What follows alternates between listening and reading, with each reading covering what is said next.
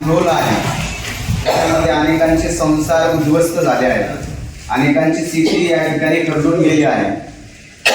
ज्याच्यावर आपली उपजीविका भागवत होते तेच साधन आपल्याकडे राहिलं नसल्यामुळे या परिस्थितीच्या या अनुषंगाने आज आपण जे स्वागत आणि सत्कार घेणार होतो तो आपण या ठिकाणी थांबवतोय. आणि प्रस्ताव आदरणीय काकांना विनंती करतो की त्यांनी करावं.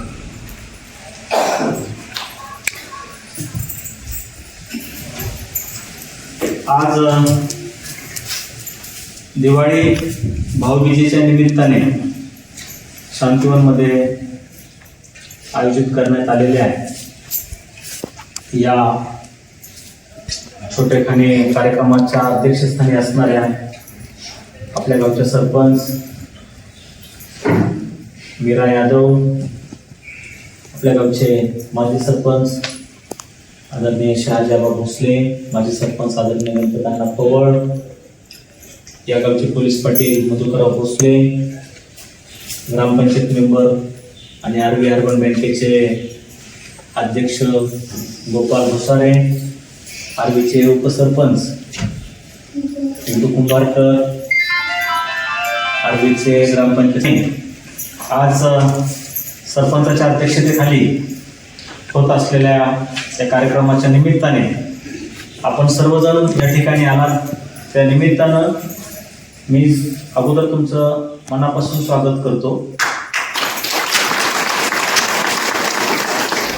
वर्षानुवर्ष आपण ही दिवाळी भाऊबीज आयोजित करत असतो.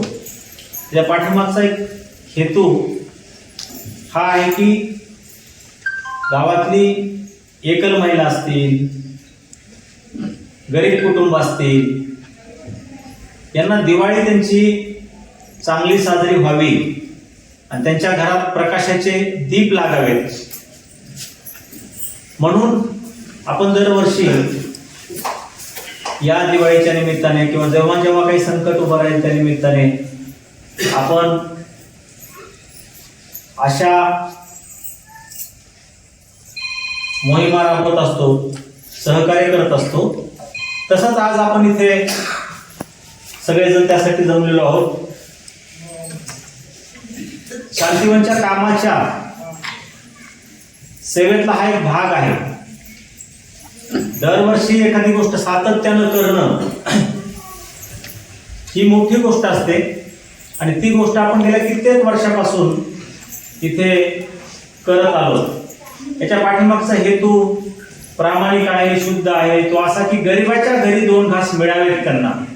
सगळीकडे दिवाळीची धामधूम सुरू असताना, फटाके फोडत असताना, सगळा गाव असा उजळून निघालेला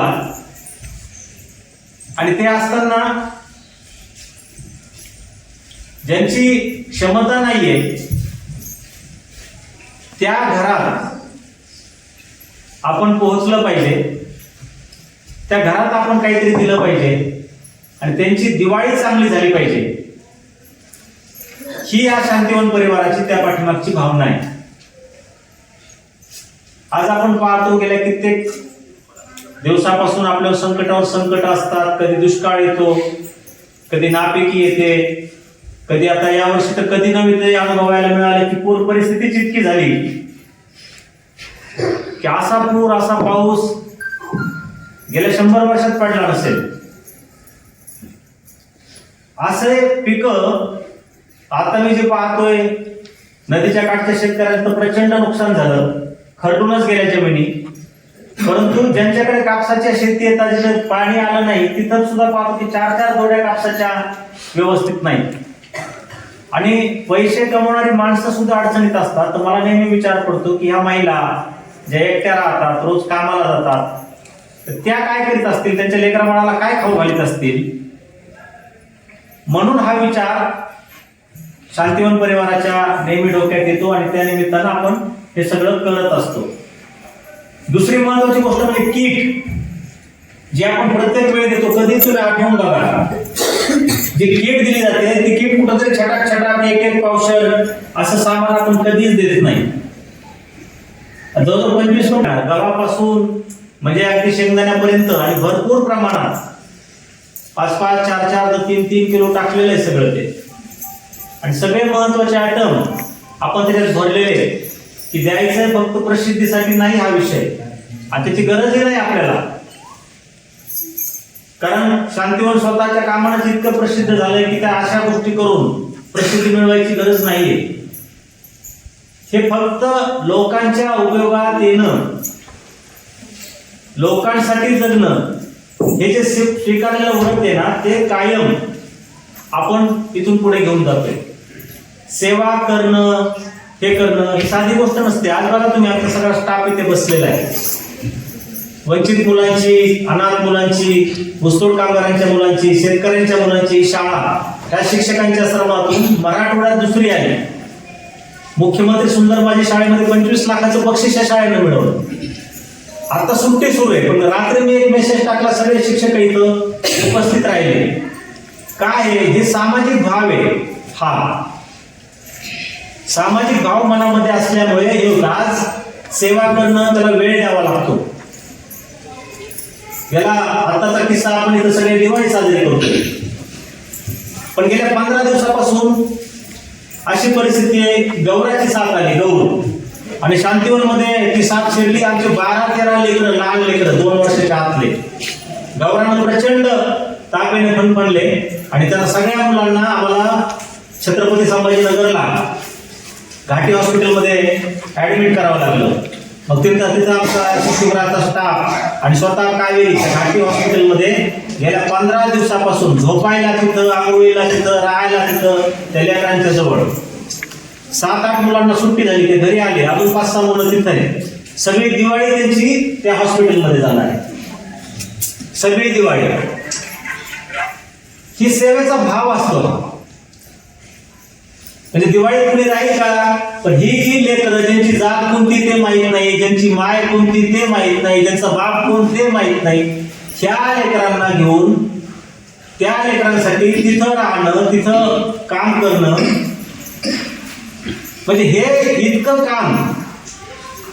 ते आज दुसरी गोष्ट म्हणजे शांतीवनची आपली शेती नदीच्या शेंदपणा नदीच्या काठावरती आहे. 10 एकर शेतात लावलेला कापूस, बोंड तर नाहीच नाही, झाडं सुद्धा राहिले नाही, गवताची गाडी सुद्धा राहिली नाही शेतामध्ये. आणि ते होतच नाही तर नदीचा प्रवाह शेतात आला आणि ते 2 एकर शेत वाहून गेल्यासारखं झालंय. म्हणजे आपण स्वतः संस्थाच अडचणीत असताना सुद्धा आपण हा जो विचार करतो, तो विचार कशासाठी? तुमच्यासाठी, तुमच्या सगळ्यांसाठी. बघणाऱ्याला चष्म्यातून, वेगवेगळ्या नजरेतून बघणाऱ्याला त्याला जसं पाहिजे तसं दिसतं, पण आपण आपल्या मनातून जे काम करतो ना ते परमेश्वराला प्रिय असतं, आणि परमेश्वरच हे सगळं करायला लावतो. परमेश्वरच सांगतो की हे करा. आणि म्हणून आम्ही सगळेजण मिळून, दीपक काका एकटे जरी दिसत असले, शांतीवनचे प्रमुख म्हणून जरी दिसत असले, तरी माझं एकटाच काम नाही. हे सगळे जे कर्मचारी बसले, सगळा जो स्टाफ इथे बसलाय, ह्या सगळ्यांच्या कष्टाचं, सगळ्यांच्या परिश्रमाचं हे काम आहे.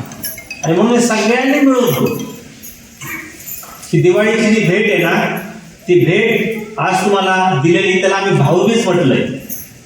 भाऊबीज म्हटलं ना तर भावानं बहिणीसाठी केलेली मदत. मग तिथं ती मदत होत नाही, ते कर्तव्य होतं. आणि म्हणून ही मदत करून मला तुमच्यावर कुठलेही उपकार करायचे नाही, की भाऊ म्हणून तुमच्या पाठीशी उभं राहायचंय, म्हणून तुम्हाला ही मदत द्यायची.